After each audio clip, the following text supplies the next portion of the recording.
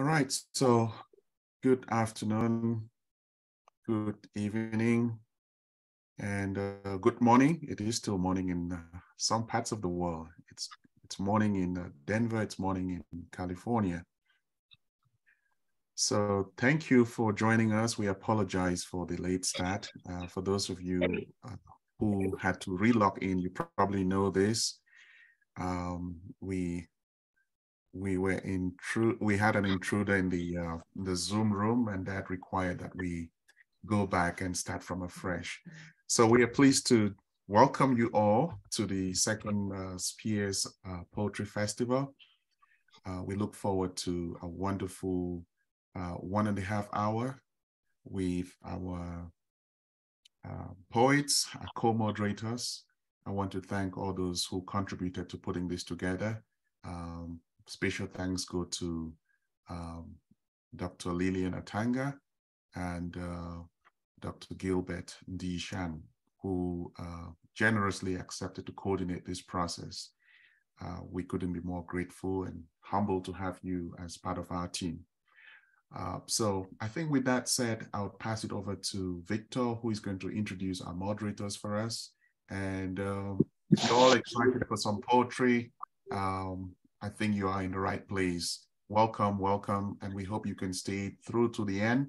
We do have some fun activities and books, prizes to be won. So stay on, and we hope you enjoy this. Thank you. Oh, thank you very much, Jude. Just to add to what you're saying about poetry, literature, and writing, before I introduce the moderator, I just wanted to underscore how important the place of the writer in our society is. And I want to echo Shelley, a British romantic poet, who argues that writers are the unacknowledged legislators of the world. Writers are the unacknowledged legislators of the world, meaning that even though they are not visibly seen as being very impactful in our everyday society, the role they play tends to be very primordial in the general continuum of time and space. And so an event like this gives us an opportunity to remind ourselves of the importance or the place of the writer in our society, the place of the writer in our community, and the place of the writer in our general sense of being as a people. And so as we move on in this process, we'll be sharing views and ideas. I will go ahead right now to introduce the two very prominent persons in the literature world who are going to moderate this second event. And I want to just, if you permit, thank Spears again for always coming up to put up such wonderful events and opportunities for us to remind ourselves of what we are doing and what we probably need to be doing more in this area of cultural revitalization, in literature particularly. So I'll go ahead and introduce our two moderators, beginning with Lilian Atanga.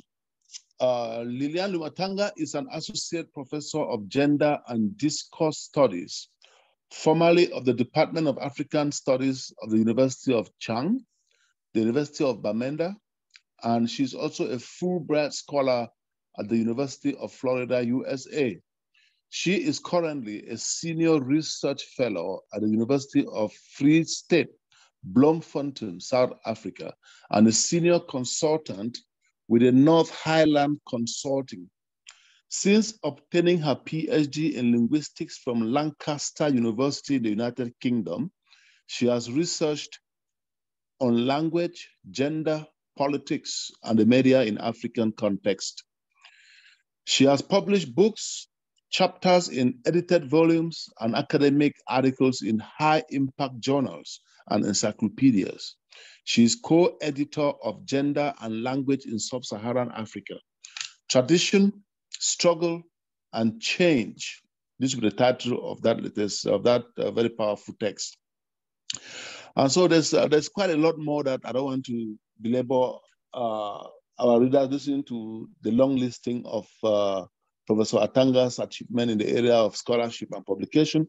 I want to move to Dr. Gilbert Shang, who holds a PhD in comparative literature from the Bayreuth International Graduate School of African Studies.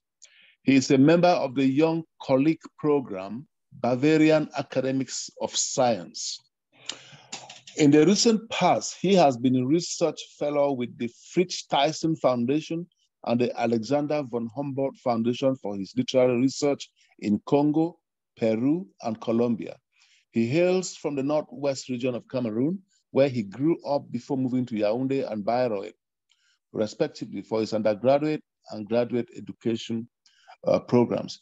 He is the author of Letter from America, Memoir of an Adopted Child, State, Society, Narrating Transformations in African Novels, and he's also co-editor of Tracks and Traces of Violence and Rewriting Past, Imagining Futures.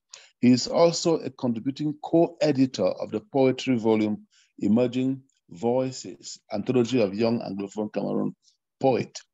Again, I will also stop here not to, keep reading the long listing I see there, like I also saw in the case of Professor Atanga. So with that said, ladies and gentlemen, I'd like to now give the floor to the moderator so that we move forward with this very wonderful event this afternoon. Thank you. Thank you very much, Victor, for the great introduction. We are truly humbled. Gil will start with the introduction of the poets that are going to come, and then I'll come after him. Okay. Ladies and gentlemen, good evening, good morning, good afternoon from wherever you're tuning from. And it's a pleasure for me, as we say in Cameroon, Jude and the SPS team, thank you for renewing your confidence in me. So I'm looking forward to having a wonderful event, even much better than the very first edition that we held 2 years ago under quite different circumstances. We did our best to have it last year, but circumstances beyond our control didn't permit. So I'm happy that we are here in this poetry family house once more, and with a different, coloration to this event, because we have like more thematic specifications for this performance. And most importantly, we are also here in the presence of 2 seasoned slam poets that we invited right from Cameroon. So they are going to be with us today and to grace us with their thrilling poetry. I also want to acknowledge the presence of Kingsley Vunain, the 2021 laureate of the Southern Cameroon Annual Poetry Award, which Victor and myself organized. So we are in good company of, of bards, poetic bards with very established track record. So welcome, fasten your belt, and be ready to take a flight on board with Muse. I will begin by introducing some of our poets, poets that are published by SPS Media, who are here with us today and who are going to present their poems. And I will begin with Mary Ngwebong Ngu, who is here with us and will be the first to begin. Who is Mary Ngwebong Ngu? It's a name that any child growing up in Cameroon in the 90s, or let's say 80s, 90s, and the 2000s must know. She is a veteran journalist, writer, and poet. She is a former news anchor at the Cameroon Radio Television, CRTV, a former research officer at the Prime Minister's office until 2018. She was also second counselor in charge of communications at the Cameroonian embassy in Belgium. She is the author of Earth, Breath, Touch, a collection of love poems. And recently she published a creative nonfiction novel titled Behold the College Girls, followed by a memoir on how she overcame a personal life tragedy entitled My Foolishness Prevails. What a title. The poems that she's presenting today are from her most recent collection, published by SPS, Escape from Prison. So that will just be one of the very first events in which she's presenting poems from this collection. Yeah, she's the first person we are going to listen to today, but let me also introduce two other poets who are going to be with us today.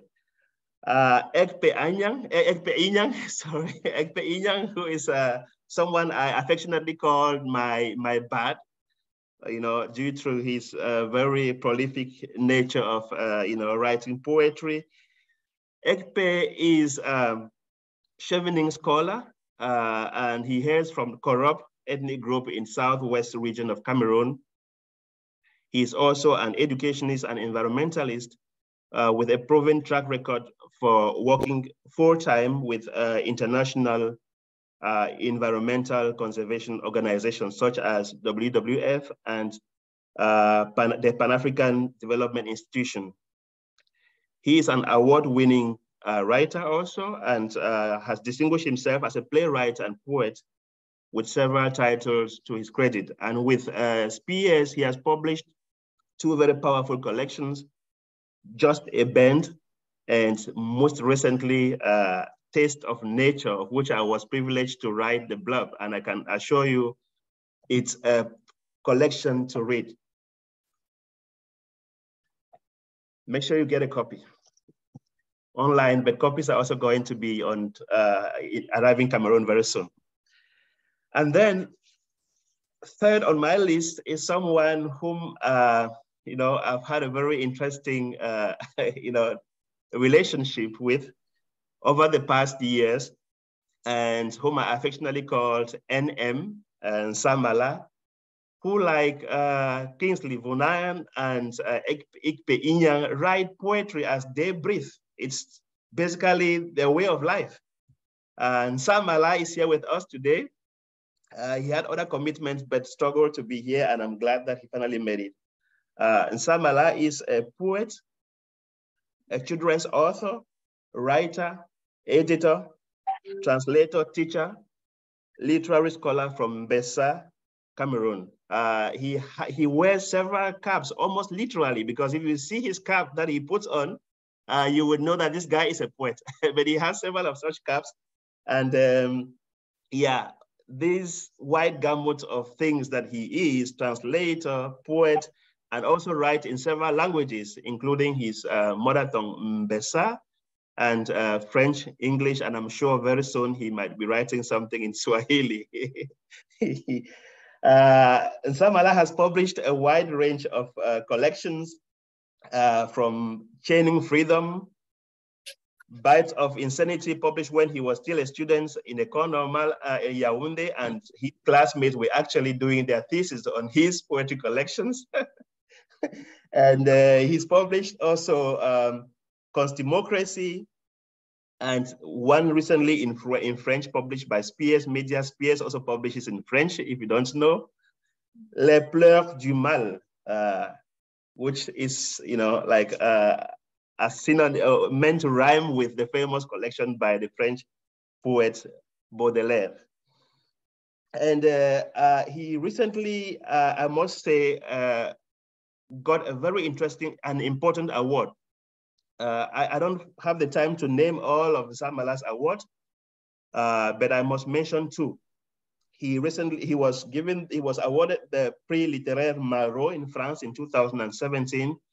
And recently, just to show you how polyvalent Nsah Mala is, because he is also a scholar, and his PhD thesis got distinguished, you know, during an event in Egypt organized by La Francophonie, where his thesis was given, you know, the award in a category of, you know, research that demonstrate foresight in burning issues affecting our world. So Nsah Mala is just freshly returned from Egypt, and this is an opportunity for me just to, you know, honor him for his numerous accolades. Nsah Mala, you are highly welcome. And yes. Thank you so much, Gil. Thank you so much. Yes. So my colleague Lilian will go ahead to also present the other poets, and then yes, progressively we are going to get into the thick of things. Thank you. Thank you very much, Gil. We are going to move to our very own, very prolific Nnane Ntube, whose video was streamed initially before we were rudely interrupted by some very wicked persons. Nnane Ntube is a Cameroonian-born, creatively driven poet with a vision to use her poetry for socio-political advocacy. As a youth leader, she's designed and coordinated youth-led activities such as capacity building workshops for young artists and writers, youth volunteer outreach programs, and many others. In 2019, she was a panelist at the African Writers Conference in Nairobi, Kenya, where she discussed the role of African poets and writers in combating cultural stereotypes. That same year, she moved to Accra, Ghana, in the yearly leadership training. In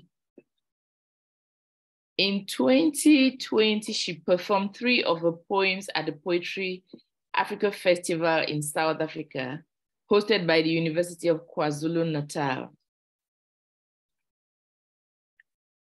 Nnane has done quite a large number of things, and if we stay there, we may lose what she has to offer to us today. But worth noting is the fact that she contributed to Bearing Witness, which I'm sure most of you have copies, have read or listened to some poems from there. And she participated in the African Festival of Emerging Writers, which brings together poets and writers from Cameroon and abroad to collaborate and discuss the future of Cameroonian literature, and in particular, African literature in general. She recently hosted the African Writers Conference in Douala, and that's like a few days ago, in Cameroon. She is a fervent believer of the African dream. We will also be having Franklin Agogho, who is an emerging writer and who originates from Yi, a small village in the northwest region of Cameroon. His short story, The Curse, won first prize in a national contest organized by the Cameroon's Ministry of Art and Culture in 2016. His fiction and non-fiction have appeared in Bakwa Magazine, Brittle Paper, and Africa Venir. His publications include a comic book titled Totem, Zebra Comics, PLC, and poetry anthology titled Crossroads of Dreams, published by Spears Media. Franklin lives in Douala and loves to travel and is a huge fan of football. He is married and a father of a beautiful little girl. So with all the talking, this is a time for us to go into the real show. And our first thematic is going to be titled, Gil, can you help in that? Poetry and Pandemia. Poetry and Pandemia, yes. Exactly, yes. And our first poet is going to be Mary Ngwebong, our very own. If you've only been hearing the name Mary Ngwebong and you've never seen her or heard of her, today is a day that you interact with her, not just as a person, but as a great poet. Let us welcome Mary Ngwebong with her poetry titled Monotony. Stripped of the rejuvenation of my vivacious personality, downgraded to wearing hand-me-down uniforms, detoured from the avenues of my diversified activities, redirected onto the guarded passage of constricted corridors, deprived of the savoring of ginger biscuits and hot pepper soup, served basic cheese, canned veggies, and dollar cookies on the go, resigned to the sameness of days without novel expectations, refused the glow and warmth of healing sunlight, let loose at night like a rat to embrace in toto, the dullness of routine without purpose. Thanks for listening. That poem is entitled Monotony, and it's from the collection. Thank you. Wow, that was really good. The monotony during a pandemic period. Remember, this slot of poetry is titled Poetry and Pandemia, and the poems produced here essentially address issues relating to the period when we were struggling with the pandemic and had a lockdown. Our second poem is going to come from our very own Nsah Mala. Can he be highlighted? Someone, please. And Nsah Mala is going to give us a presentation titled, Give Us Water to Fight COVID. Give us water to fight COVID. Nsah Mala.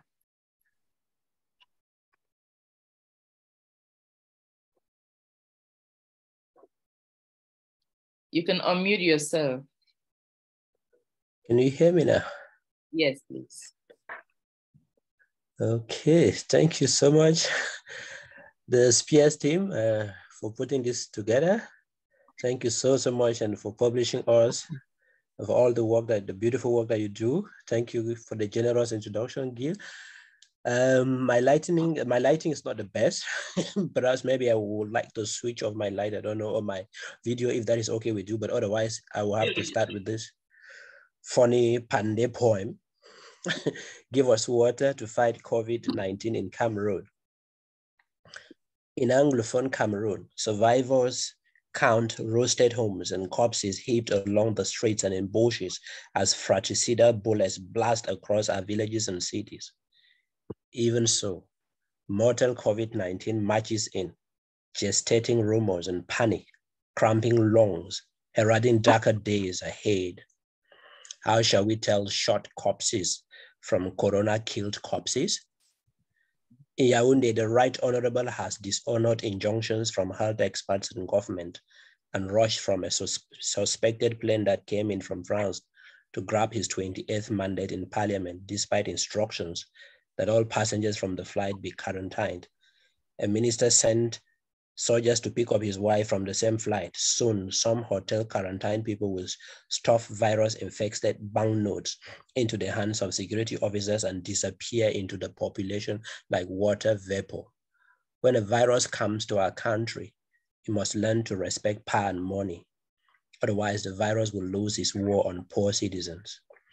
While government pundits mount political rostrums to preach that we wash hands frequently with water and soap, newspapers wonder, wash hands with water? But where is the water? Water is in politicians' bank accounts abroad. Water is in bullets, but coronavirus takes no excuses. It has held the world's neck. Thank you. Wow, that is awesome, Nsah Mala. We see the way he weaves politics into the pandemic, weaves the conflict into politics and the pandemic, and that reflects a lived reality of a people dealing with multiple issues. Thank you very much, Nsah Mala. We are going to move on to our next poet, who is none other but Nnane Ntube. Nnane Ntube is going to present her poem titled The Weight. Nnane Ntube, you can unmute yourself and you have the floor. Thank you very much. Good evening, everyone. I will be reading from my poem titled The Weight. This poem has been published on Spill's Word. Like still water, my bird and I gazed as the moon puts on its shade when the trumpet sounds its corona and horizons broke through like Dre, chasing everyone away. My bird had yearned for the tree to sing to little squirrels while standing on the hay. And I have yearned for the bakery to fill my raffia basket while getting ready for the day. Like a braid, the news came. Coronavirus is on its way. My bird and I laid off into the house. We made our way. But my bird flew and stood 25 feet away. Then we counted ticks of the clock. Tick, tock, tick, tock, waiting for Corona to go away. Thank you very much. Thank you very much, Nnane Ntube. That was a great read. Hope the audience is enjoying the presentation so far. And we are done with this first slot of poetry, and we are going to take one, maximum 2 questions, if you have any, or comments to the poets.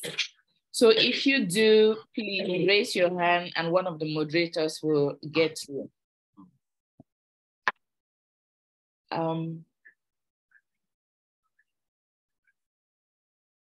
Any questions so far? I don't see any. Yeah, no one as of now. Yes, and since we don't have, I think we are going to give the floor back to Spears Media. Lilian, we are giving you back the floor if you have something for us. Lilian? Can we pin her? Sorry, yeah, lots of comments on the chat. Yeah, let me. Well done to Mary. Okay. Yes. How do we distinguish gunshot patients from COVID shot ones? That's a question from Emmanuel. I don't know if it's just a rhetorical question or it deserves a response. It's more like a comment, actually. It's yeah, okay. And I think Nnane will have to answer the question of gunshots from COVID shots. Yes. So Nnane, you can comment on that.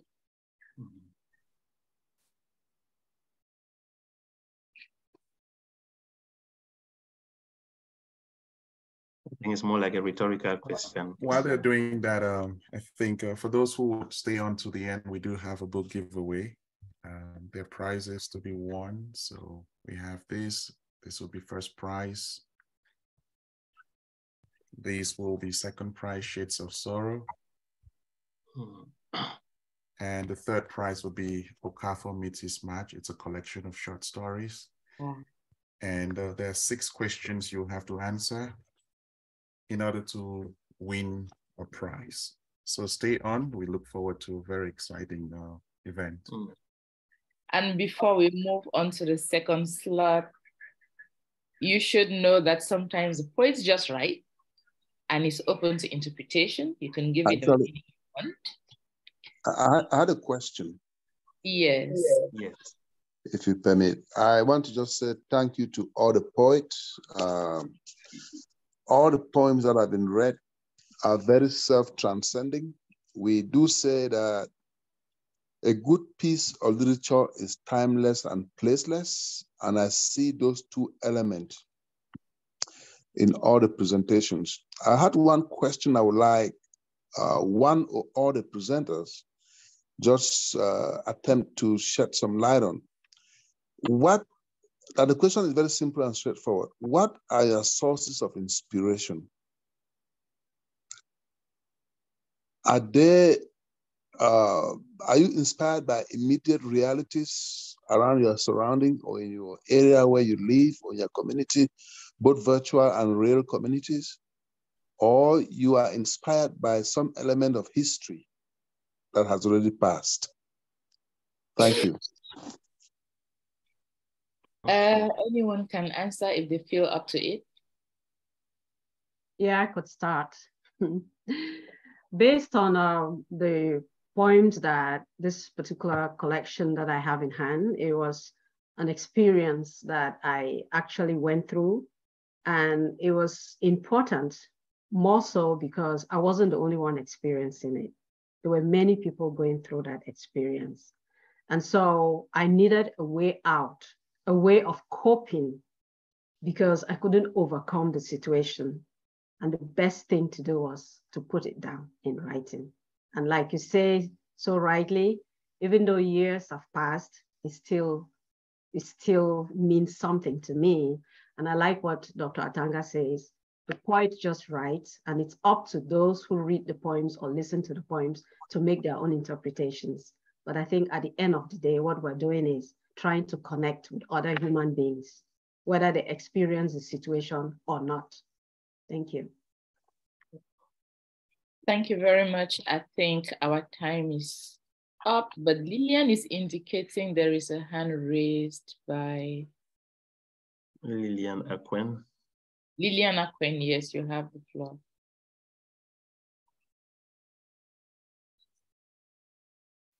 Sorry. Hi, everyone.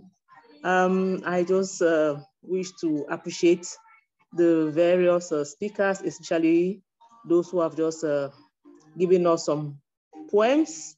This brings me back to the reflection. We used to say poetry is a spontaneous overflow of emotions. In fact, I see these poems as a reality when it comes to the situation of our crisis region. We need water to solve some of the problems. Like the previous poet just mentioned, they talk of sending out COVID, but when there is no water, how do you send out the COVID? So I see poetry as a spontaneous overflow of emotions, and it is timeless. Some depend on the experiences we have, others, they may be just fictional, and others are ways of passing across a message. So different poets have different reasons for coming out with their poems. My little contribution, thank you.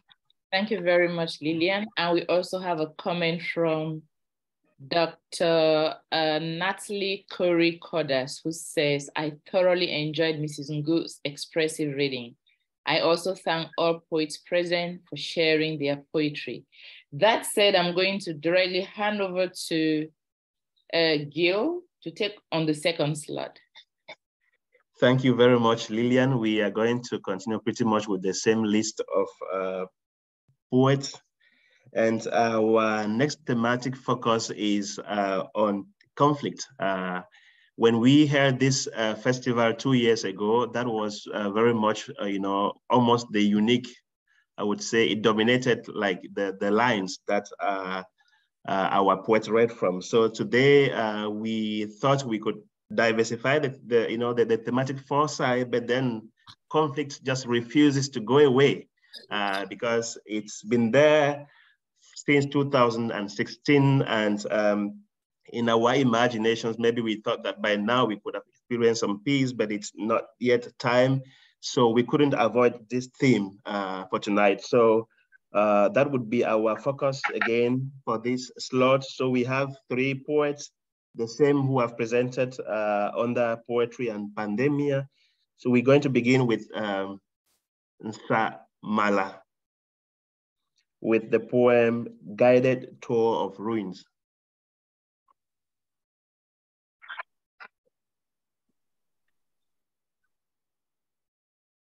Nsah Mala, are you there? So, Guided Tour of Ruins. You see these murky ashes spread all over here. Debris from countless razed houses and businesses mixed with remains of roasted grannies and kids after trained soldiers erased hundreds of villages here. You hear these thunderous roars across the hills. Can you count them per second? Impossible, right? But never mind, this is still a crisis, not civil war, because the definition of war is incremental. graded according to skulls and bones and ruins. You see these portrait bodies by our forest streams? Don't include them in your records, I beg you. Don't count the mass graves we have seen along. These things will nauseate the amputated UN. But never mind, Antonio was in a central palace where he kissed the golden gift and bruised his lips into eternal silence, into a seamless, sweet slumber. Even the peace warrior from the thousand hills once adorned with fraternal bones is mute too. Guns don't know brothers. Guns don't know sisters. How can they know when arms industrialists baptize them in wealth wells amidst gold-seeking rituals? How can they know when we live on oil wells beneath lands cursed by foreign interests and cultures? 17 April 2019. Thank you. Thank you very much, Nsah Mala, with a poem that actually zooms in not just on the conflict, but on the general, superstructural economy of conflict. While people are losing their lives, there are arms companies making big money out of it. And also, you also zoom in on the discontentment that we feel towards what used to be called international community, which is also very corruptible, as we've seen from your very apt, rendition of the muteness of the Secretary General of the UN. So is it a matter of statistics? Is it when it's called genocide that it then attracts, direct intervention? Are human lives just numbers to the international community? So I think this poem is quite exacting in its message. So we're going to move to our next poet, Nnane Ntube, with the poem, very interesting title, We Fear No Guns.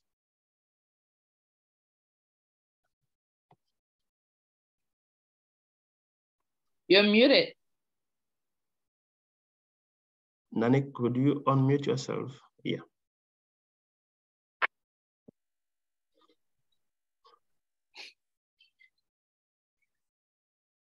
You are still muted.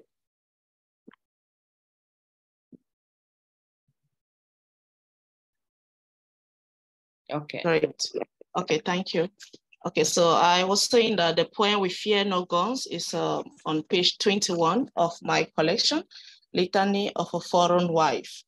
So I'll be reading. We fear no guns. Guns cook this anthem and flag. We live with guns. Their staccato is an alarm at dawn and melodies for our sleep. We eat guns, oh, the trembling of our pale lips as we breathe their stringent fat every day long. We fear no guns.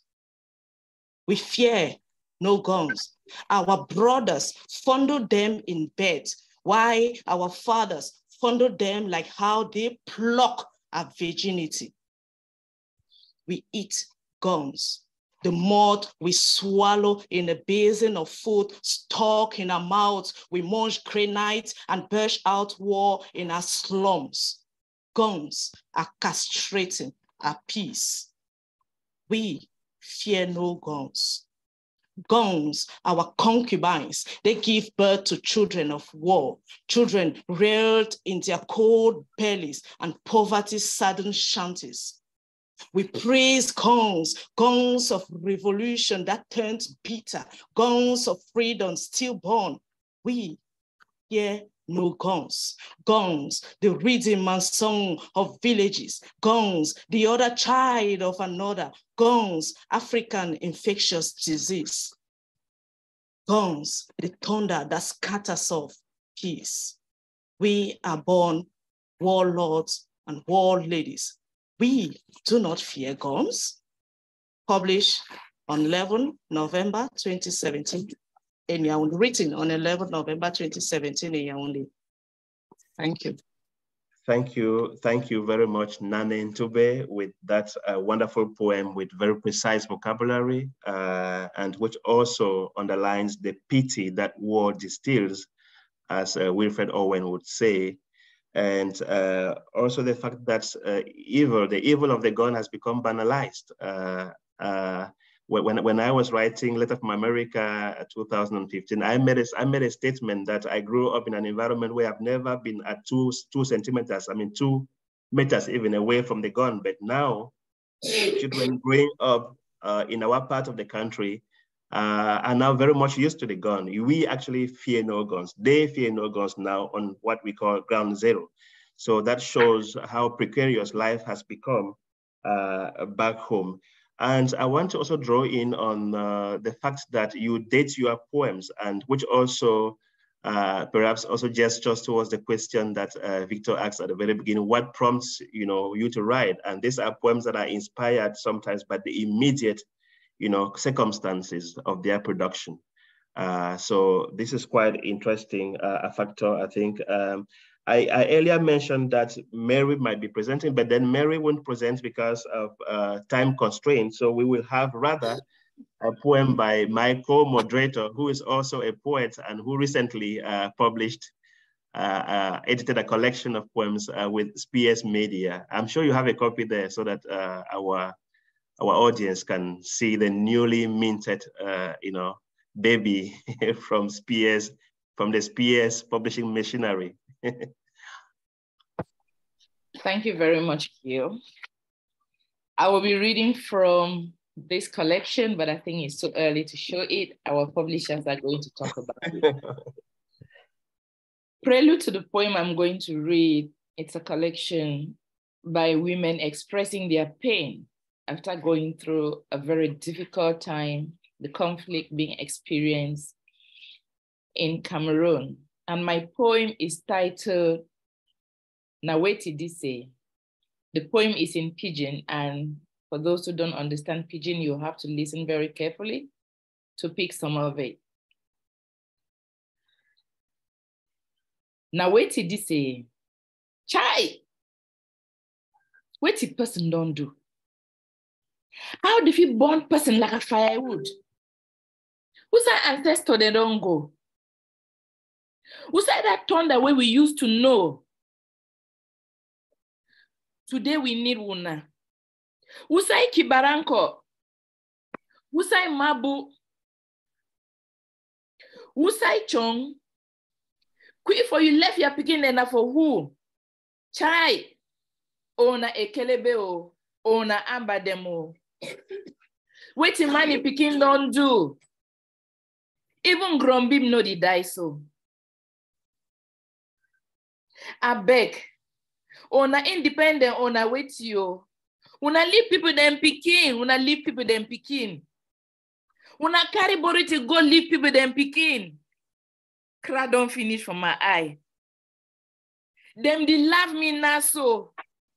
Shame don't pass me. Vex, it don't pass me. Even cry, it don't pass me. Thank you very much. Thank you very much, my able co-moderator, for those wonderful lines rendered in our lingua franca, Pidgin English, which expresses the war fatigue. And I'm glad to know that we have the same masquerades, because the masquerades that you name, these are masquerades that we invoke when there's an anathema, when there's a taboo in the land. So the quiff on which we call the Ngwarong has to be convened, the Mabo and all those masquerades that you named. So that just goes to show the despair in which we find ourselves. And we've invoked all sorts of ontological and metaphysical powers to come to our aid. And we hope that we will one day find peace. Of course, it's the result of our proactive action in the various domains where we find ourselves. So thanks very much for that poem. And of course, we are going to entertain questions or comments with regards to the sequence we've just listened to from our audience. Indicate so that we give you the chance. I think I could just read some comments from the chat. We have a comment that says we need water, settled and unsettled water. Well said, Lilian Atanga. That was a comment from somebody. Great. And then Kingsley says the emotions, diction, fluency expressed by the presenters is amazing for passing on their message. And great. Any questions? Nsah Mala, one of our poets, says, uninitiated strangers now break calabashes in Quifon's compounds. Quifoin, that's I think the Mbesa rendition of the Quifon, or the Ngwarong as we call it in Bumlan. So night has fallen at midday. Yeah, that just goes ahead to show the the uncommon, times in which we are living. Thank you very much. Any other comments from our audience? No comments and no hand raised. So yes, since we are running short of time, we will. Okay, I think Kingsley wants to say something. Kingsley Vunain, our poet laureate, please. Yeah, you have the floor. I've asked you to unmute so you can, yes, be able to. Greetings to everyone. Thank you. I was actually thrilled by the poem just the last poem presented by our moderator. I've always been wondering about including the pidgin language in poetry. There's the generality of the pidgin language being included in poetry, and I was actually moved when she presented the poem. I was wondering about the mixture of the word of English and proper English and pidgin language for a good presentation to the world, because even the English we use in nowadays is mixed generally in our common culture with the pidgin language. So actually, I was just trying to appreciate, I'm just attempting to appreciate about that presentation, because it actually moved me on a positive note, because I've always been debating on that particular aspect of it. Yeah. So thank you, madam, for that. Thank you very much, Kingsley. And yeah, so it was a comment, Lilian. Now we move. Nsah Mala maybe wants to say something before we. Nsah Mala, let me ask you to unmute. Yes, please. Yes. Yes. Can you unmute? Unmute. Can you hear me now? Yes. Okay, thank you. Thank you, Gail. I just wanted quickly to follow up with Kingsley Vonan and to point him in the direction of another poet that has been published by Spears Books, a venerated poet of the Anglo-Saxon tradition in Cameroon. That's Joyce Ashuntanta.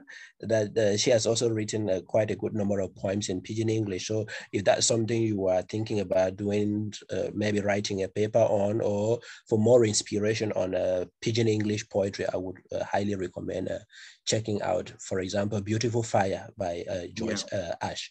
Thank you. And I really think that this is something we have to more and more consider doing in order to build also on the diversity on our linguistic diversity and preserve the Pidgin English language alongside, of course, our Cameroonian indigenous languages. Thank you. Great. Yeah, Nsah Mala just made reference to Joyce Ash, her collection, Beautiful Fire, and specifically the poem Watana Life. You should really read out that one. It stands out, on its own. So don't miss out on that. So we are going to move now to, before I hand over the mic to my co-moderator, I'm going to present one of our guests of honor in this Poetry Fest. None other than a very, very, very seasoned, young, but also, quite talented slam poet from the grass fields of Bamenda, Cameroon, by name Nubia Nabila. I hope I've pronounced the name correctly. I was told that Nabila is the female version of Babila. I just guessed, but my guess was right. So she is here with us today as one of our two very august guests, from the domain of slam poetry. And Nabila, let me say a few words about her. She is a peace and equality advocate also a gender equality activist and programs designer for adolescent girls and young women. She envisages a world where young girls will be left to make decisions on issues that concern them. As a poet, she has been performing on Black Swagger Poetry Slam stage since 2008. That's the platform that she belongs to, Black Swagger Poetry Slam from Bamenda, Northwest region of Cameroon. She performs when she has activities involving young girls during her activist programs also. And she's a script supervisor and a movie continuity girl. She was the continuity for The Planters Plantation, amongst other movies. As you also know, the Cameroonian movie industry is really making it big now, hitting the screens and the deadlines, so the headlines. So please watch out for that. She is a screenwriter and a story writer too, and she loves, she says quite emphatically, she loves eating and traveling and of course talking. That's natural for a slam poet who lives by the activity of his or her tongue. So Nabila, you are welcome on stage, the virtual stage of slam poetry that PS has provided for us. Yes, so she's going to perform It's Been 6 Years. Quite telling title. You have the floor. I'll ask you to unmute. Yes, and then. Big question, does she want to perform it now or we play the video? Is your network trustworthy enough for you to perform, or? No, my network might disappoint me. So I'll prefer for the video. Yes, so we actually had a recorded playback from her. So Jude.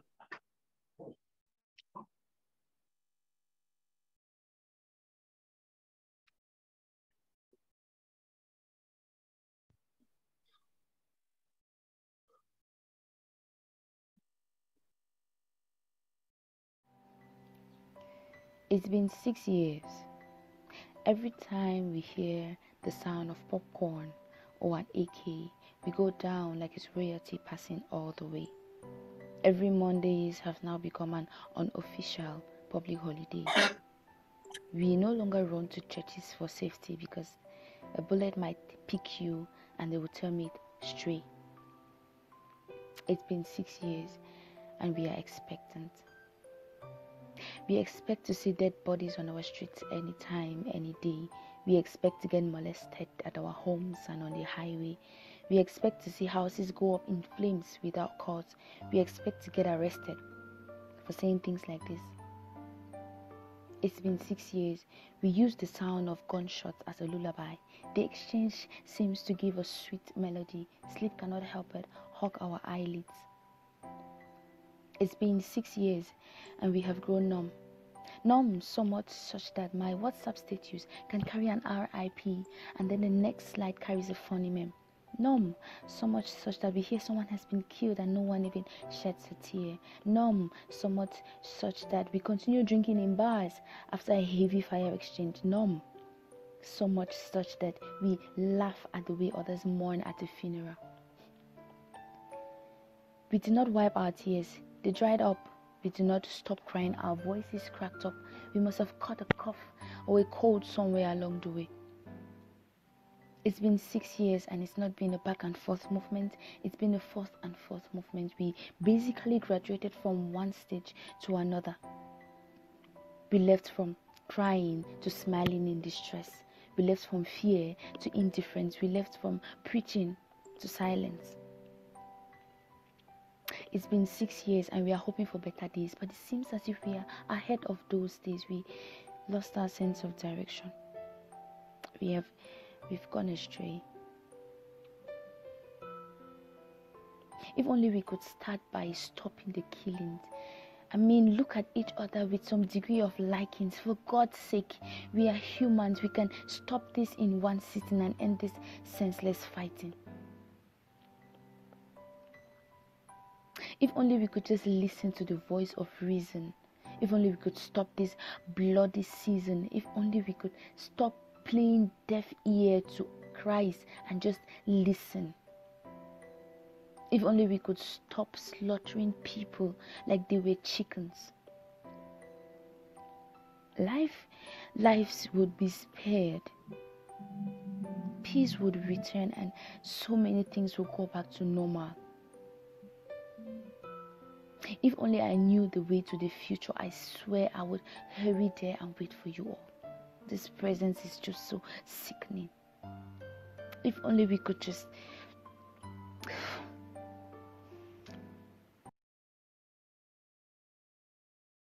Yes. I must confess, when Nabila sent this video to me, I felt chills down my spine. I couldn't really just bear. If Wordsworth, in his magical words, described poetry as the continuous overflow of powerful emotions recollected in tranquility, as someone sounded that it's not the real picture or the complete picture, because from the paralinguistic elements of this performance, you can see that these strong emotions are not recollected in tranquility. If anything, it is calm turbulence. And I think she transmits that quite aptly. And that even under her smile, you can still feel the agony within. I really, really think that poetry, writing, works of art really have a way of pricking our conscience in a way that no other form of, discipline or no other form of activism can do. And I think slam poetry or any form of poetry, any form of writing, has, as Victor said at the very beginning, a very strong way of conscientizing us of how inhumane we have become. And so thank you very much, Nabila, for this wonderful performance. This is talent incarnate. And at your young age, I can only say, keep up, keep up, keep up. Thanks very much. I don't know if any other person has a comment, brief comment with regards to this performance, but please let us cheer the way we cheer virtually for this wonderful performance by our guest, one of our guests of honor, please.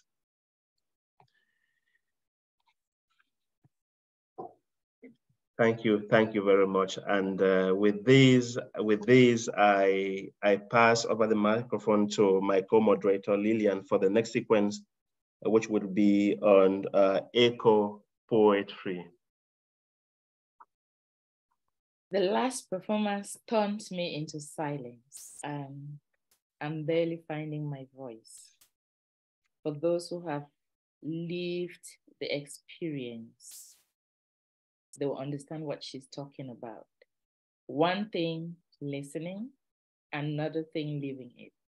Thank you very much, Nabila, for your presentation. There's a question on the chat. Yes. Asking if she has some projects that will require acoustic guitar, because the person would like to work with her. Okay. Can I chime in briefly? Yes, please. Yes. Okay, thank you. Just to throw more light on what co-moderator Gilbert eloquently stated earlier, when Wordsworth defines poetry the way he does, he is defining poetry from the standpoint of that literary period in British history. He talks of spontaneous overflow of emotions recollected in perfect tranquility. It's so because there was that shift from the metaphysical period during which poetry was supposed to be dictated by certain standards in terms of form, in terms of style, in terms of even the subject matter in some sense. So the romantic poet like Wordsworth, Shelley, Blake, they were trying to break away from that old tradition where they had to be dictated on how to write poetry. And so what captures that definition that eventually substantiate the spirit of romanticism in British literary history. But away from that, this poem particularly speaks to what literature really does to us, both from the standpoint of the poet herself and even the audience. I was really moved when Gilbert said, when he's listened to that the first time, he really took him, you know. And this is what literature does. This is the aim of literature. And when it does the way, when it comes across that way, we get enlightened, we get to that moment where we are down. But being down is not always negative, because it re-energizes us to redefine our options and look at what can be done in whatever little way to make our society better. So that poem really stands out. And I want to also personally make a request to contact that poet in case she needs some kind of, exposure, some kind of way we can continue to encourage and inspire her to write more. Because some of these poets that we're talking about, you have no idea what they may really become. We have talent out there. And sometimes when we have the opportunity, we should try to bring them up and get to know them, get to explore options for them so they can become who they really are supposed to be in terms of what they can afford to offer to the world. So thank you very much. I won't take much time. Thank you. Thank you very much, Victor, for that addition. And the question that Emmanuel asked, do you have some projects that will require acoustic guitar? Would love to work with you. I think that's an invitation for Nabila to contact Ekukule behind the stage. And yes, this also, as Victor says, I mean, the chance to also shine. And who knows, the caliber of people attending the event today is also what makes this festival distinct. So we are quite honored. We are in good company. Thank you. So because of time constraints, then we will move, Lilian will take over and then present the next sequence of poems. Yeah. Thank you very much. Nabila, like I said, that was a good closure to the sequence and conflict. We are now moving on to eco poetry, and we have 3 poets who are going to present. We still have Ekpe Inyang with green. We have Nsah Mala with gross destructive progress, and we have Nnane Ntube with endangered bird and the sick sea. We are going to start with Nnane Ntube. Nnane Ntube, you have the floor.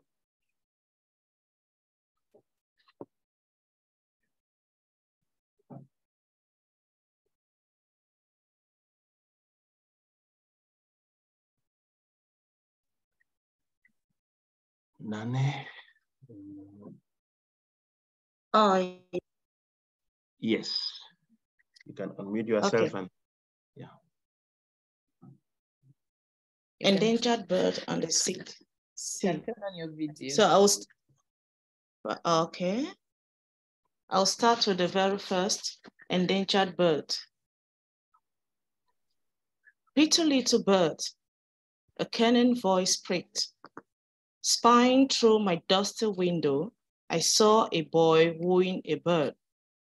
He had spilled sandy soil with yellow grains. The bird picked here, the bird picked there, chirping and eating, twirling bean heads like a clock's tick. Ah, the lad smiled. These little creatures and fools alike. Had I used my voice, I would have saved a life. A rush of me from within, a rush of the birds to meet the lad. Cripples intertwined with the twine, tassels plaited to near break. Mantle sweeping the littered soil. Then I asked, boy, did the bird hurt you? He slapped squirrel ears on puffy jaws and looking at the helpless bird again, flappily, flappily, its covers fell. So the next poem is The Sick Sea. Wrinkled sea, boasting shores. Look, you fall into anger, crying in meager sobs. I fall like a foam and my tears die in. Folded edges, hawking waves, crouching down and sniveling. Human waste snobs around. I saw you foiling your shoulders. I heard you rumbling and grumbling. I felt sick hearing the sick song. Listen, if you have an ulcer, I have one too. Wrinkled sea, your heart has been crowned with plastic, but mine has been crowned with selfishness. No, it's not your fault. My friendship came with poisonous handshakes. I want to heal your wound and mine, but how can it heal when my caretaker is a parasite feasting on your kindness? My madness is my obsession to grow.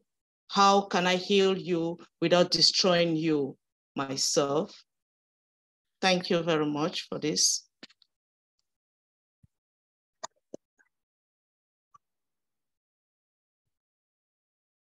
Thank you very much.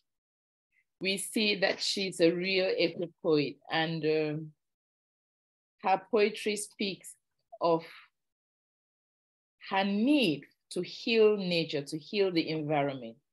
We see her in sync with her environment and wishes it protected, especially as we these days do not even care about our environment.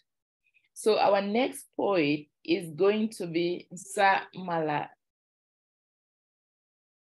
Nsah Mala is our next poet.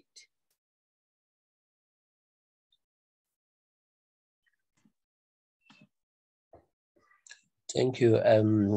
I had wished that the chart, the graph in my poem is shared on the screen, but I'm not sure if this is practically doable now. If you could, the co-moderators, is it possible to put the chart, the graph in my poem on the screen? Because I'm not sure I can share my screen. Let me try. Yeah. Okay. Can you send it to Jude, and then I invite Jude should have the collection. I mean, otherwise I can send it to, I actually have the collection, so I can send it to Jude. I'm suggesting that I invite. Yeah, but if it will take a lot of our time, we can leave it. I can just read it. I can try to explain. I'm suggesting that we invite Ekpe Inyang while you do the logistics behind. Okay. Okay. Yes. Okay. Yeah, I think that could be, yeah. Yeah, that's a good idea. So Ekpe Inyang will invite you to present the city. Gil, you have the poem in your email, so you try to see if you can open it and share because you have access to share it. Yes, I will find your city. Organic gardens like hanging Edens, taking little spaces, wearing some braces. See beautiful streets, giving us treats, lined with trees and flowers, green towers in showers. Look at great designs, stop and read the signs. Burn calories, not forests, where men can take their rest. Solar-powered houses, inside, women in green blouses. Outside, waiting man in green suit. In green car, producing no suit. At a table, they all meet. Table set with less fish or meat, but more fruits and vegetables. Greeting vases with green pebbles. Now I see a truck, obviously not stuck, but waiting for more trash without any squash.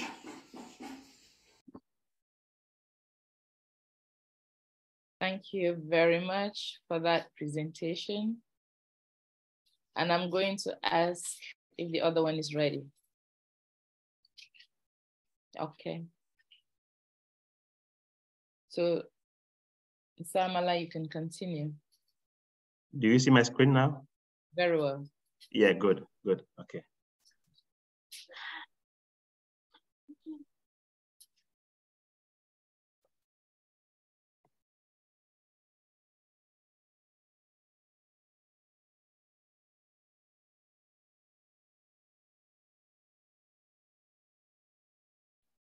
Nsah Mala, we are waiting on you.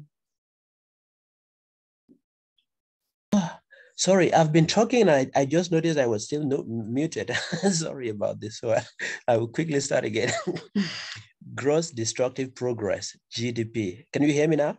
Yes. Okay, so it starts with this curve that's with the falling from the x-axis for resources and then going to the left on the y-axis.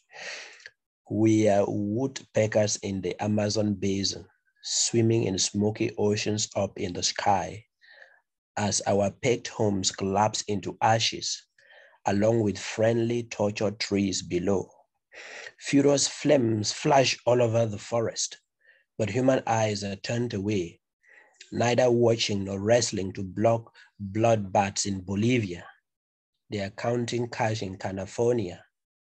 They are glued to GDP scales and screens. Here in Australia's Great Artesian Basin, we are refugee Atechinos exiled by fires and human hunger into imagistic memories as our homes disappear into smoke and rubble. Smoldering locks vanish with unknown species, but human eyes are turned away, neither watching nor calming flaring tempests and fly rockets in Iraq. They are surveying new Arabian oil fields. They are glued to GDP scales and screens. We are homeless gorillas from the Congo Basin, running into bullets in endless palm oil fields as our homes descend in flames of development, while floral and faunal screams fade into chaos.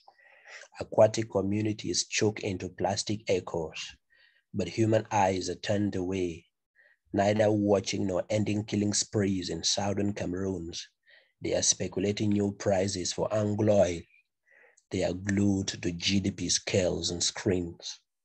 While our world wends out in flames, billionaires with white wines and whiskeys on golden coaches smile before screens, displaying World Bank GDP charts and graphs, none attentive to ecological GDP graphs cast by ozone on the skins of giant pandas, carved on melting ice and sprawling desert, where red lines originating from finite X termini slope upwards and backwards to infinite Y infinitum. Aarhus, 8 January 2020. Thank you. Wow. Listening to you, I understand why you are receiving all the prizes across the world. Not just is the content very rich, the presentation is wonderful. Thank you very much. And we have a question from the chat room, which I'll ask before I open the floor to the audience for more questions. And the question is to Miss Nnane, which says, Grade 1, Miss Nnane, while presenting your first poem, you mentioned birds, and equally we find birds on this poem. So please, what is peculiar about birds? Miss Nnane, you may want to answer that.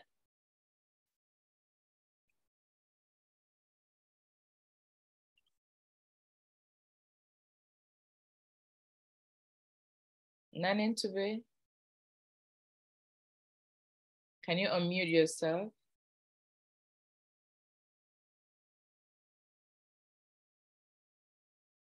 Meanwhile, as she's getting ready to answer the question, if there are other comments on the floor, can we hear from them? Okay, Ms. Okay. I think that we are having difficulties unmuting ourselves because we need to be unmuted by the host. Okay, thank you. Yes, so I would love to answer that question. Just going back to my childhood, I grew up in Kumba and in cassava farm, and being in that kind of setting, I used to live where there were so many trees and we had birds and other sort of animals. So I'm so familiar with this kind of setting, living with birds and other forms of animals around me. So most often we used to set traps for birds, and when they come, We don't kill them because we like to play with them. At times we will have to get hold of them and put them maybe under a bucket, and we'll be sending grains of maize there for them to eat once in a while.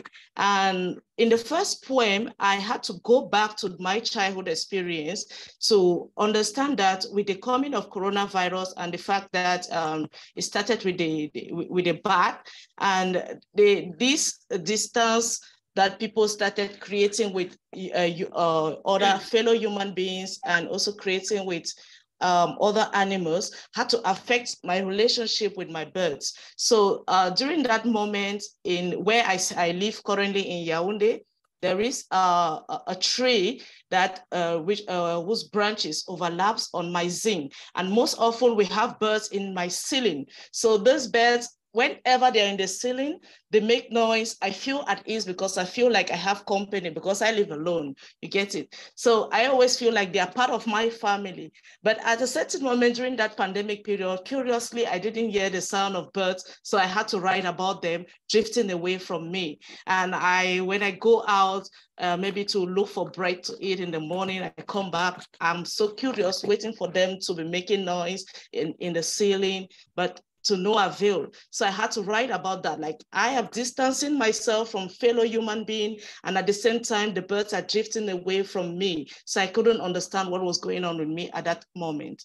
So with the second poem, it's just to state that that fact that at times we kill animals without having a specific reason for killing them. Most often, like during my childhood, when we set these traps, we at times consciously or unconsciously kill these birds, but we don't know why we kill them, because most birds we cannot eat them. So we just kill them for killing's sake. That is why I asked the question, boy, did the bird hurt you? And the response from the boy, the physical appearance, the fact that he regrets doing that shows that he was doing it out of pleasure. He didn't know what he was doing, but just to kill it. So we need to protect all these species that we have around us. We don't need to play with their lives because their lives matter. Thank you very much, Nnane. We are working with time, and we acknowledge the contributions of everyone. And we have a hand raised by Martin Jumbam. Martin Jumbam, you may ask your question or give your comment before we move to the final slot of poems. Martin Jumbam, you have the floor. You are muted. Can you unmute yourself? Yes, I've just asked him to unmute. So yeah, okay, there you go. You can unmute now. Yeah. All right, I get it. First of all, I'd like to thank Spears Media for these book launches and book presentations which we have. I will be very quick in what I say, so I give room to other people. First of all, as a Catholic journalist, and I'm always very attentive to what comes out of the Vatican. The Holy Father writes. Especially, I'm referring here to poetry that deals with the environment. I've always wondered if Ekpe Inyang also shares my religious convictions. If he doesn't, that's okay. But he is very much in line with what the Holy Father, Pope Francis, is saying to the world today. Let us respect our common home. He calls it the common home, as the environment. And each time Ekpe Inyang writes a poem, I'm reading it, and it always has something to do with the environment. And that is really wonderful. The poems that have been presented here, there's my sister who just talked a minute ago. Sorry, I missed the name. Nnane, yes, Nnane, who talked about killing birds and sometimes killing them just for the sake of killing. I mean, that seems to be a human nature. We just kill animals because sometimes we want to kill them. People go out to East Africa and they're shooting these lions and killing them just to have the trophies in their homes. That is the destruction of the environment, what Pope Francis talks about. So I just want to appreciate the quality of the presentations today. There was a presentation made in Pidgin, and you know, that was, I believe, was that Lilian? Yes, it was Lilian. That was great. And I remember when I had the opportunity some years ago, I don't know how long ago that is, to intervene with the presentation of Beautiful Fire by Joyce Shuntantang, mention was made of her not long ago. I also pointed out the quality of the poems in Pidgin. I mean, they were just wonderful. So Pidgin is a language we can promote. For those of us who master it well, I'm not one of them. You know, I grew up in Scotland, and up there when I was growing up, Pidgin was not as extensive as it is today. If I speak Pidgin here, you wonder what I'm saying. But anyway, that's beside the point. The poems in Pidgin here are really great. We've had them. I remember when we were launching Bearing Witness, poems from a land in turmoil. Also, I did mention the quality of the poems in Pidgin that were presented on that occasion, or that appeared in that book. So just to thank you all for the wonderful presentation. I've listened to it very attentively from the beginning right now. So let me leave the floor for other people. Thank you very much, Spears Media. Great job. God bless. Thank you very much. If I knew this is what you were going to say, I would have kept you to finish. Say it at the end. It's very summative of everything that we've been doing. And being the very person you are, I mean, we really appreciate you. I hope that if you are still called at the end to say something, you would be able to say even more. That said, I'm going to hand over to Gil for the last slot of poetry. If we have to meet up with time, then we have to do things timely. Thank you very much. Gil, you have the floor. Thank you very much, Lilian, and thank you very much, Martin Jumbam, also multiple published author by Spears. He recently churned out another title, From the Highlands of Nkar to the World, which I was among the first, to read. So I'm really privileged. And yes, and I also just want to thank the person who asked the question to Nnane Ntube. We have a very keen audience, because that's what I also felt when Nnane sent me the collection from which she was going to read. And I was just thinking that if Shakespeare could could reshape his statement or his famous expression, like birds to wanton girls are we to the gods, right? Okay, thank you very much. And we are now moving on to an interesting sequence of hope. Of course, life is a mixture of everything. And as a very renowned author, who is one of my best authors, Primo Levi, if this is a man who wrote about Holocaust, he himself is a Holocaust survivor. He says there is no circumstance of extreme sadness, nor of extreme joy. Humanity is always, in the middle. So even as we mourn, even in the morning, we find hope, we find reason to live. And sometimes when I want to lift up my spirit, I don't read maybe motivational poetry or motivational gospel. I read poetry about war. I read poetry about the Holocaust. I just seem to have a liking for reading, works about the Holocaust, because it's really where you find, the imagination of hope, even in the most hopeless of situations. So we thought it wise to end this sequence on that note of hope and healing. So we have healing poetry. I've heard some of my colleagues talk of healing cinema. So we also have healing poetry. And we are going to listen to 3 poets, one of whom is not with us. But I want to say something particular about Franklin Agogho, who is not with us due to circumstances beyond his control, but he sent us his pre-recorded material, the poem, Why. Not only is he a published poet, but he is delving into a very innovative domain. As we say, we need all this genre of representation to tell our stories. And he is one of those breaking the ice, in the domain of comics, using comics, of course, as a mode and platform of representation. And I really hope that we will be able to maybe find his works online And of course, he has this poetry collection published by Spears. It's a collection of 3 poets, including him, Mbuto, and Ken Cholia, based in the US. So Crossroads of Dreams. So even if he's not here with us, his words and his muse are here. So Why by Franklin Agogho. We are going to present you a pre-recorded version. Jude, yeah, is that possible? Great.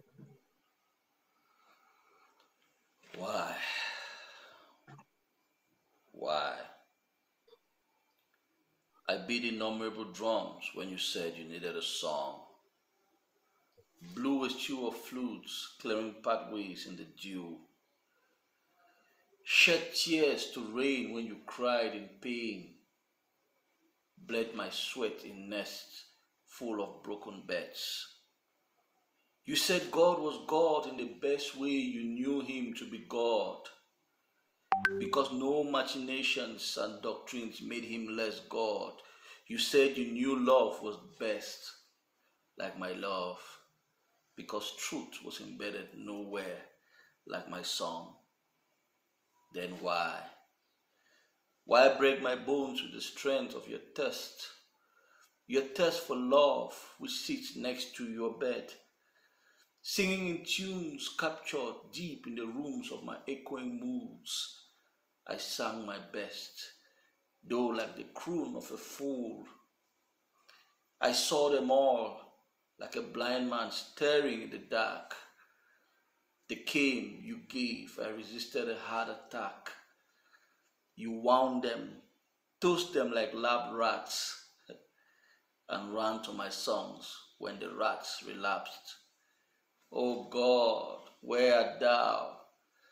The hammer is blessed and the shattered glass cursed. I am a man, they say I should flirt, but why am I trashed to dirt?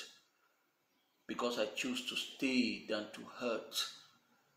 My songs became difficult to play. God turned hard to pray, but I wouldn't pray for you to be prey.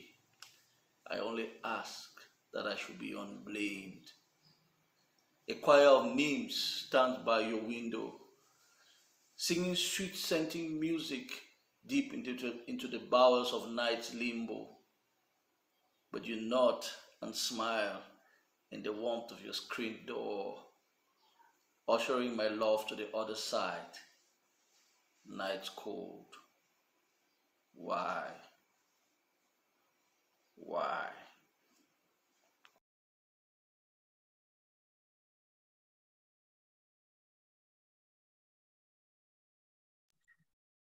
Great poem. Let us cheer for him in our sense here. But of course, he's going to watch the video and know that we didn't receive his poem with coldness. Wonderful poem, great diction, and it's quite unfortunate that he couldn't be here with us. But you might be wondering why a poem titled Why should be qualified, as a poem of hope and healing. Of course, at some point in our life, we all need to find peace, even though the questions of life remain unanswered, even our incomplete knowledge of God or the Supreme Being to whom we all pay allegiance. So we're going to move now to, and again, since he's not there, he's the co-author of Crossroads of Dreams, published by Spears. I think you have copies available in Cameroon. I was privileged to, again, write a blog for that collection, and it's really an interesting enterprise. 3 poets, young poets coming together and, sharing their dreams through poetry. It's a must read, actually. So we're going to move now to Mary Ngwebong with her poem, A Dream Come True.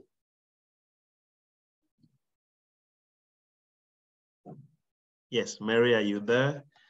Let's unmute you. Yes. Yes. Thank you. Are you hearing me and seeing me? Yes, we get you. Okay. Yes, my poem, A Dream Come True, I wrote it in 2003. And at that time, I was incarcerated, separated from my children, and also surrounded by other young people. When you listen to the message, you would understand. Faith visualized herself waking up in the morning, dressing up in the velvet sky blue costume of the role she had dreamed about the previous night, walking straight up to the stage to play the lead role for which the director wouldn't assign her for lack of name recognition and experience. Yet, she politely asked for permission, not taking no for an answer. Then taking in a deep breath, she let the lines roll out of her, just like the personality she represented. A voice in her cautioned, quit acting. If you hear persisting boos, so much for the risking. If not, by all means, play on, play on. If the director turns around and opens an inquiry on you, the stage is all yours. The cameras will fall in love with you. No wonder, with persistence and before long, you will become a star. For a dream is a gift to those clad in readiness to act out the scenes cast in their minds to their heart's desire for goodness sake, way beyond art for art's sake. A desired dream comes in perfect alignment with one's temperament, personality, and character, not until faith received her crown did it dawn on her that indeed it was a dream come true. Thank you for listening. Thank you so much, Mary. And I think it aligns you with the great tradition of African maestros and maestras who turned prison experiences into moments of sublime inspiration.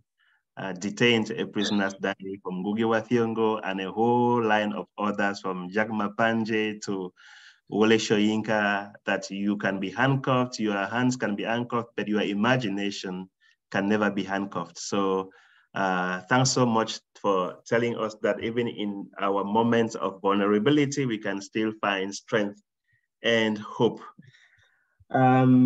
Yes, co-moderator once again, an inspired and inspirational co-moderator for that matter. So Lilian, you have the floor with My Dignity, My Pain. It's your turn.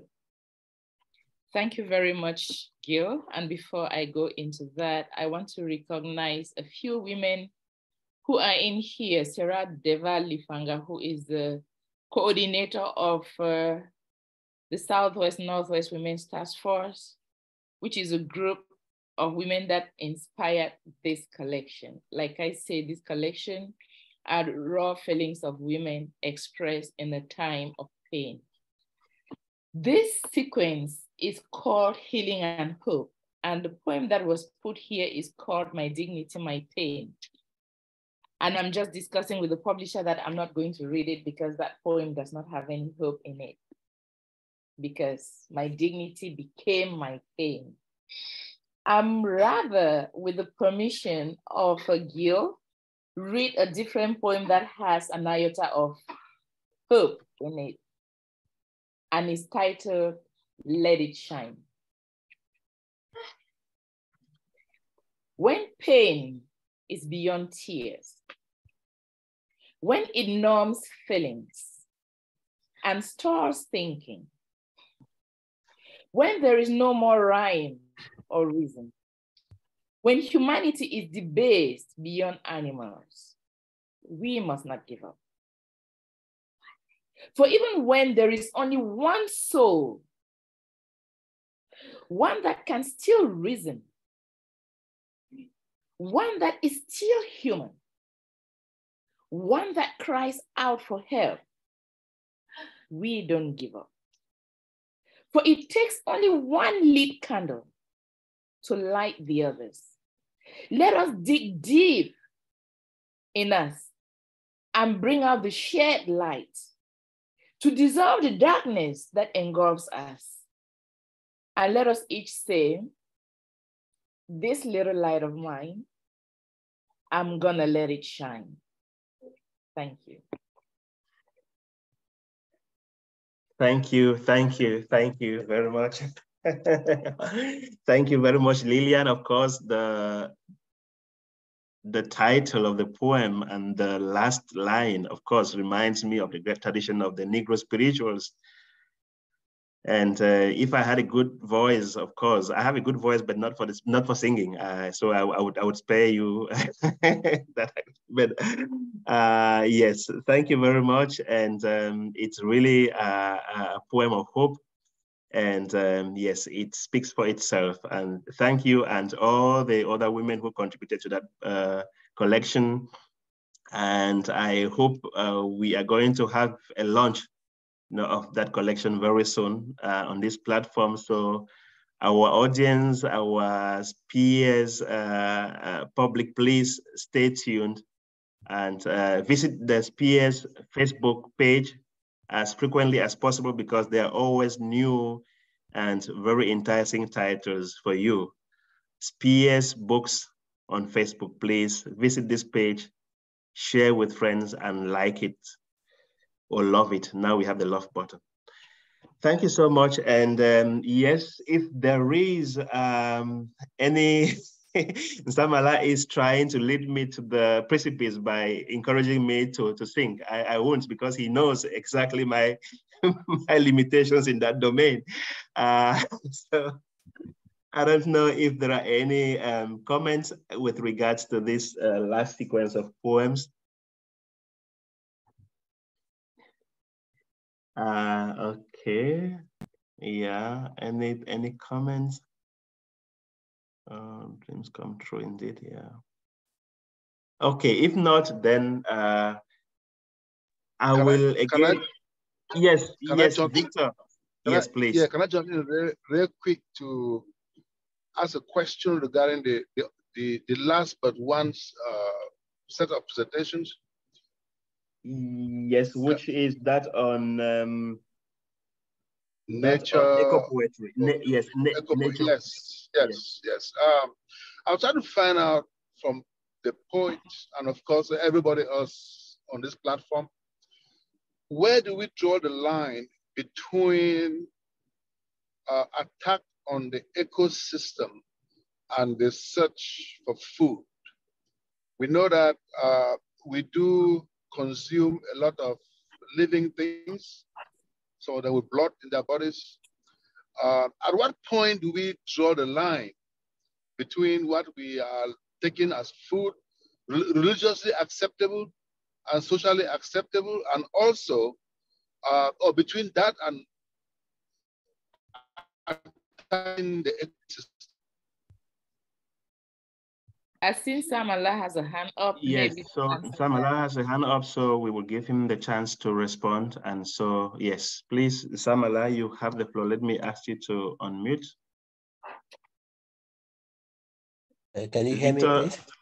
Yes. Okay. I think almost all of our poets are actually very inspired to respond to this interesting. All so, right. Yeah. Mala, So let me start. And yes. I will try to be quick then, since there are other people who want to join. Yeah. I think, yeah, that's a very necessary question, because oftentimes some people are afraid to join the calls for tackling the twin climate and environmental crisis, because, you know, when we start talking about concepts such as the rights of nature that are quite used in eco-critical scholarship, and then we use that concept to do the rights of animals, rights of everything, that at one point people start to be afraid that it looks like I will be prohibited from eating anything. Like it looks like everything now is protected and I don't have the right to it. So are we like going towards the self-effacement of the human race? Are we going towards a human apocalypse? And then I don't think so. I think the most important thing is one of the concepts that has been used to describe this century or these times that we are in is the Anthropocene, but which has been criticized because it generalizes and it assumes that all human beings have contributed the same to the crisis. But once we start looking at this as being the Capitalocene, the issue is not that humans eat. The issue is capitalism and what it does. The issue is trying to make the connection between the billions that dollar billionaires have in their coffers and how those billions have come about, and the wreckage and the havoc that those billions have caused on the environment, as opposed to building our economies that are around sharing and caring and feeding and eating. So once we start looking about eating like indigenous people like the Baka, like the Babuntwa in the Congo Basin, or the indigenous people of who gave us the Pachamama concept in Ecuador that has given rise to the rights of nature, then we will be collecting what we need to eat, to live, and not to amass wealth in coffers. And once we start doing this, we can live off. We can actually live if it's all about just eating to survive. But if it is about amassing wealth, then we are going already, as Antonio has said, we are on the highway to hell with our accelerators, our feet still on the accelerators. So it's not about eating. We do have to eat, please.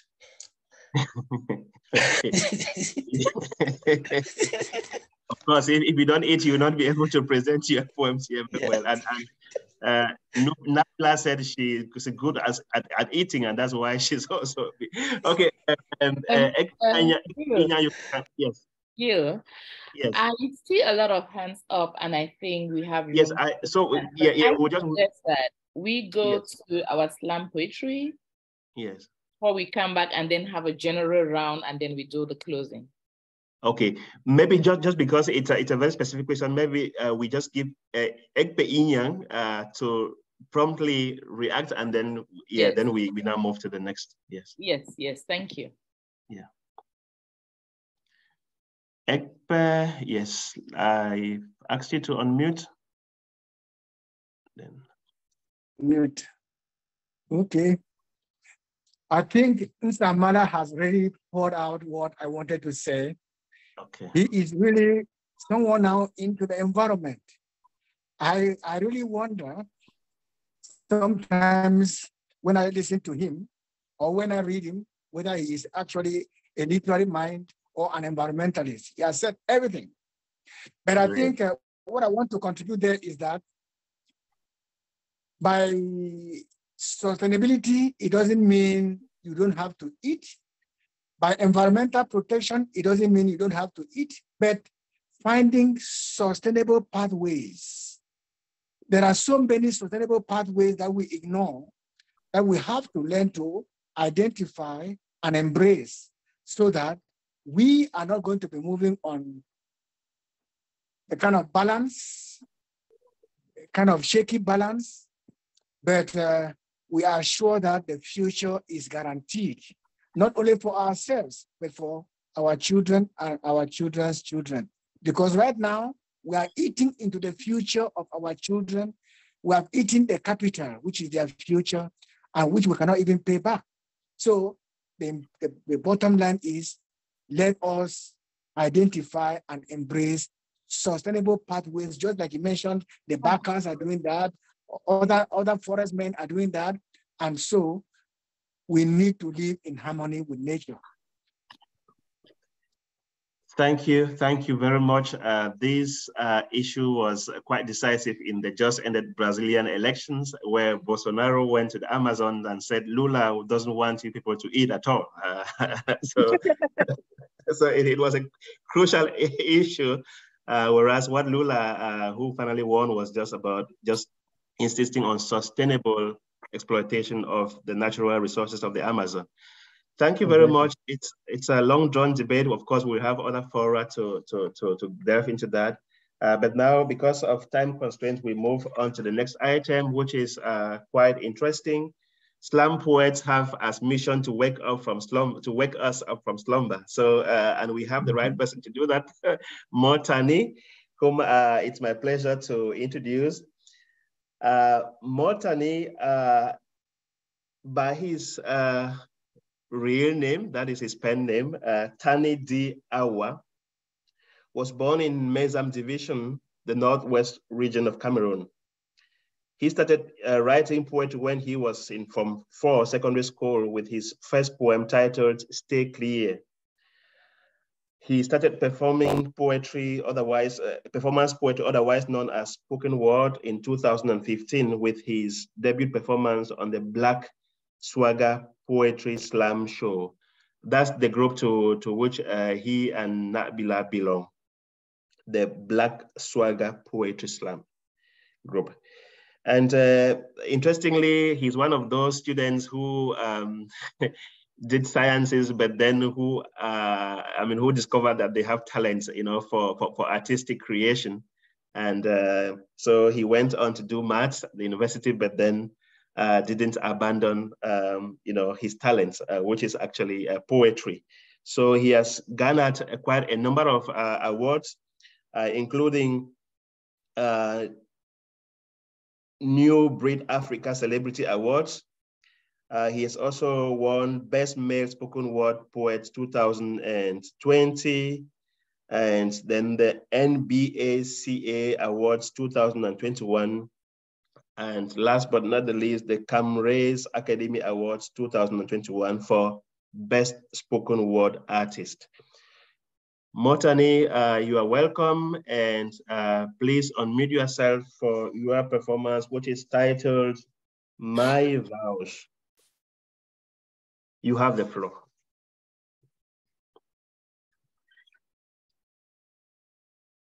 Let me ask you to unmute.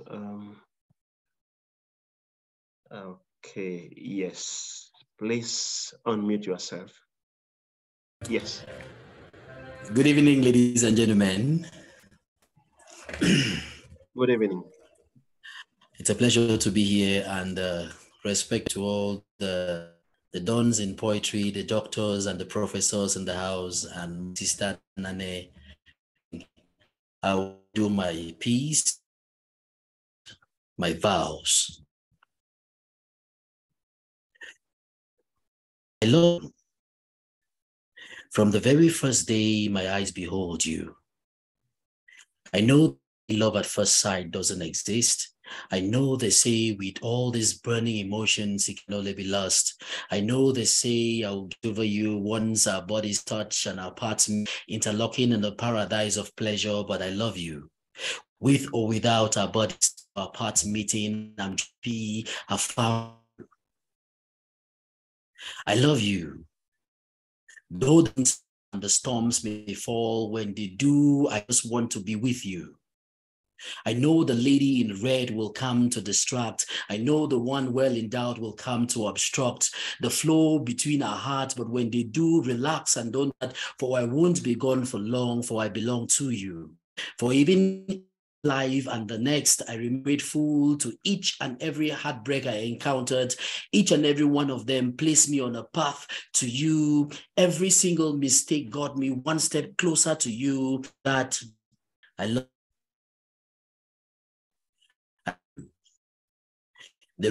In this life, I know as absolute truth. For whatever I thought absolute truth as I grow up, experience and evidence tell me otherwise, makes me its veracity. But this much I know, and as and space, and as time passes, the intensity clarifies and supports the fact that I need you. So as you listen to my voice today, and you regurgitate these soothing words, and you reflect and past actions tell you otherwise, I pray you can look beyond that and listen to my heart, for there's no lies. I pray someday you can move beyond your expectations and see my pure, untainted intentions, for I mean you. I just want before you something new, something to give you the feeling of ecstasy. Oh, I know you did more than what all the other guys before me could offer, but I won't try to even beat their record. I'll offer you the entire me. My time, my body, my attention, don't take my do le bonus. Like am I will say, how can I not? I'm not meant for such treason. I find pleasure being in prison, locked with your heart, and I will stay there for all season. Listen to the song. So if you want, forever I will sing. As love flows out of me, pure, clean, untamed like a spring. I don't know if enough to hold you tight, but such string. You take this ring and the bells, believe this, hold this close to your heart like this. Never, ever doubt this. I love you. Thank you very much. Wow. Please give a hand of applause to this wonderful performance. Thank you very much, Motani. I must confess, when I listened to you, when I was trying to, to contact you to send you a performance or to be part of this show, and when you sent me a voice note, I was wondering, it reminded me of those good old days of Cameroon Callings where you had, like fabulous journalistic voices with that natural punch. I was like, wow, this guy, when he climbs the stage, he could just move the ground beneath his feet. So I was just convinced, by the power of your breath. So, and that's what transpires, of course, in this performance. Sometimes we are too busy to tell people around we love them. And love, of course, is the most transcendental human affection or feeling to ever express. So you've done that so well, and this just reflects the diversity that we had this evening. Like we had poems of all shades and colors, and I think it's been a very entrancing moment spent in the midst not only of seasoned bards, but also fledgling and upcoming poets, and above all, a wonderful, keen audience. Thank you all again. Now we have maybe some few questions. I don't know if anyone has comments. I think we are giving the floor to Spears first before we come back to questions. I don't know if Lilian is going to run the questions. But Spears, you have the floor. Great. Time for the quiz, sure. So I sent a link earlier in the chat. I might have gone a bit far now, but okay. So just go to menti.com. Post that again. And enter that code. The link is in the chat, please. Just click on the link in the chat. And you also see it when I share my screen. Moment. Okay.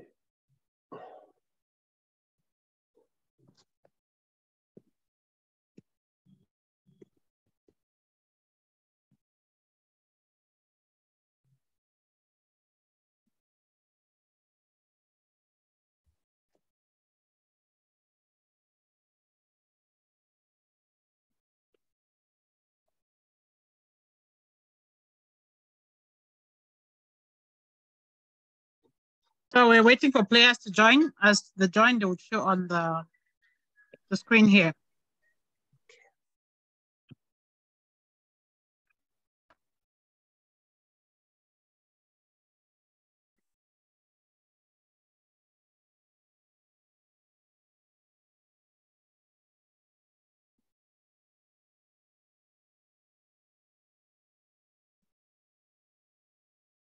So only one person in so far?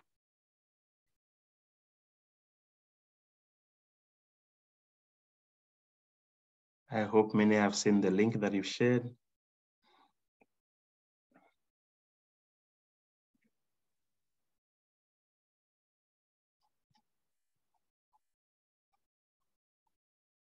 It's a very short quiz. The moderators are exempted from this, please. I wanted to ask whether I'm also free to join and So you get a chance to win a free book from Spears.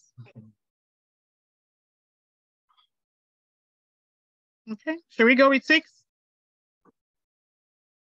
I'm asking if you can repost the clickable link. It's on the screen. Just so you can just look yes, at, it's on the screen. yeah. So just go on. Yes, Okay. just click on the screen. Yes, Okay. that's good. people can join from their phone, from a tablet. I know a lot of people are using their device to be on Zoom right now. And I'm sorry, I don't know how to get this music off. So if you have your a second device, maybe a laptop, just ignore the music. There's no way to get rid of it. Okay, now. I think we'll start. Okay. Or one more. Okay. Mm-hmm. So we're starting. Answer fast.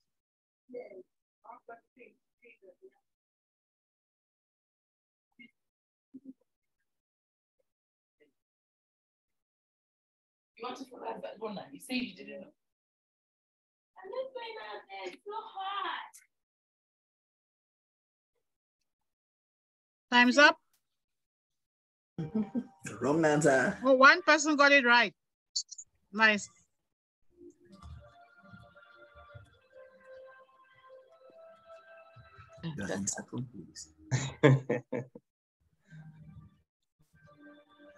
Nsah Mala was the fastest to get it right. Nsah, you should have been exempted. Yeah, I'm also thinking that Nsah Mala's status within the Spears industry doesn't permit him to. He's not supposed to. You'd have recused yourself, Nsah. Spears press forward is. Nsah has sent us his resignation. Environmental fair play. I'm just kidding. Nsah, go ahead and play, please. One person got it right. Nsah Mala again. No, he didn't play again.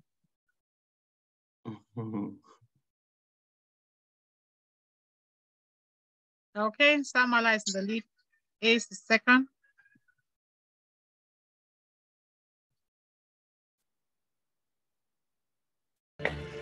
Okay, well.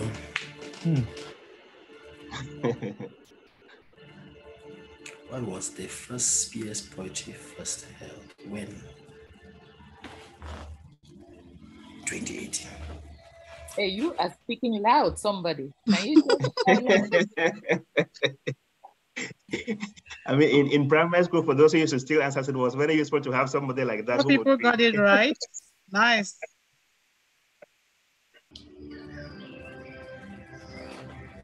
Oh, nice. The competition is Somebody just overtook Nsah Mala. Nsah, what happened? He resigned. And Emmanuel was the fastest to respond to that. Well done.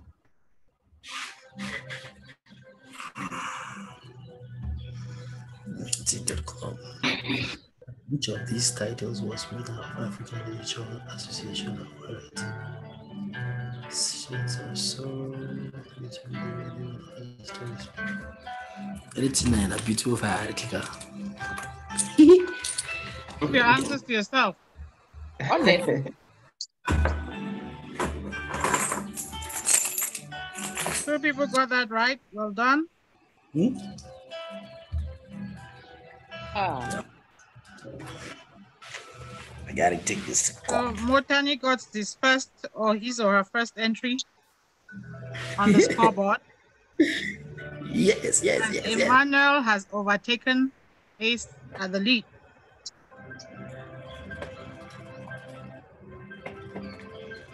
Who is barefoot contestant? 2 more questions. How many poetry titles has Spears published? How many poetry titles has Spears published? No tumbu.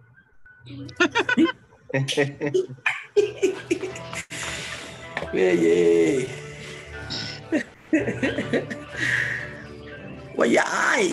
2 people got it right. 13. I feel it. Fifth place. Ace might get back to the top. Gotta go. Well done. Let's do this. Last one. Ace, you better get this one right so no one beats you. She's the winner of Echo Prize in Emerging Anglophone Picture. It's a she word. Oh, it's a S/he. Okay. He or she. He or she. Yeah. Wow, one person got that right. That competition. Oh, wow. Well done, Mary. Well done. Whoa. Ace is the winner. Yep. Let's clap for him. Do we know if it's a him or her? Who was Ace? Do we know Ace is pronounced? Ace, can you speak up so we spotlight you? Who is Ace?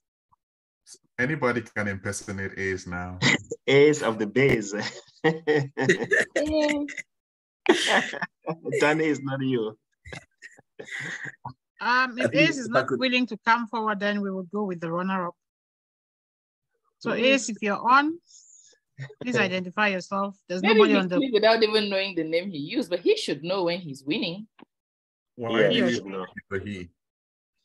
Or she. Yeah. Maybe I should rename myself to Ace. Maybe Ace is Nsah. Who knows? No, Nsah had his name there. Nsah had his name. Okay, let me see who the runner-up was. Maybe he's not interested in the prize. Emmanuel Ekukule was the second place winner.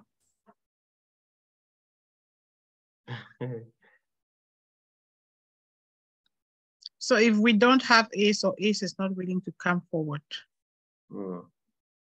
then I suggest we go with the second place winner. But that's it for the quiz. Congratulations. Well done, everybody. A little trip and knowledge on Spears and its publications. So thank you for participating. So Emmanuel Ekukule, if you want to drop us your address on a private chat, we would get your prize to you. Congratulations. Okay. Great. So we are now gliding towards the end of our program. And yes, it's been a wonderful evening. We had a safe flight with the Muse, even though there were zones of turbulence, but we landed safely at the end. So wonderful evening from very inspired cast of poets.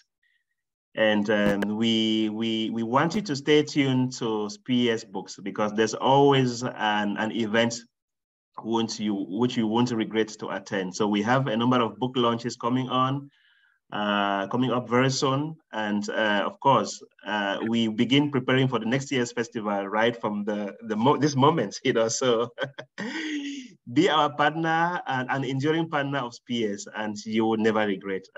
With this, I would pass the microphone to Jude. Certainly, he has some closing remarks and maybe some announcements to make. Yeah,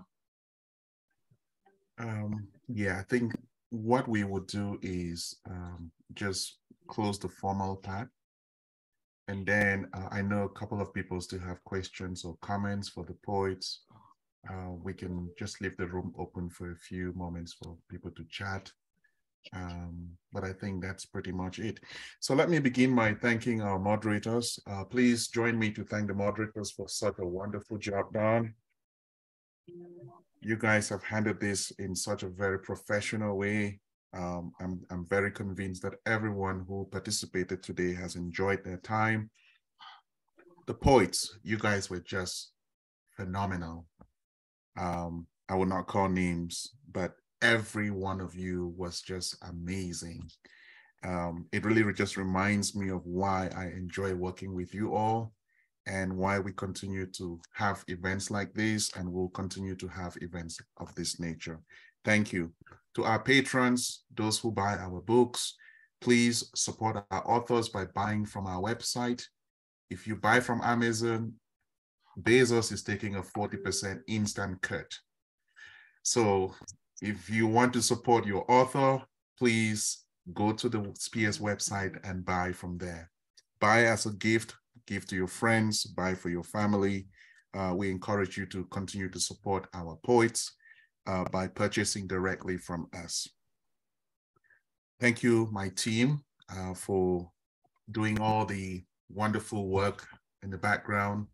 Lilian N, and those who are also members of my team. Victor, thank you so much. I couldn't have asked for a better team to work with. So again, as Gilbert said, we will have a lineup of events in 2023. If you want to be notified, please like our Facebook, our Twitter, our Instagram handles. They're all SPS Books, and you'll be seeing updates from us. You can also enroll for our newsletter. And we look forward to an even more exciting 2023 with lots of books to be published, festivals to be held, and you know what? We'll just keep enjoying good writing. Thank you all, and please stay put and enjoy the chat after this. Thank you, Jude. Great. Okay.